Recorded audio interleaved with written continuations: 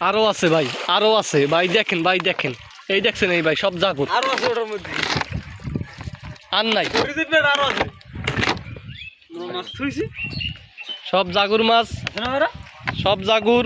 হ্যাঁ এই তারা তাদের মাছ ধরা এখন শেষ, তারা এখন বাড়ি যাইবে। মাছ সিঙ্গল ওই যে চিংড়ি মাছ, অনেক কি কি মাছ ভাই, কি মাছ চিংড়ি মাছ কই দেখি তো ভাই, বার করেন বার করেন।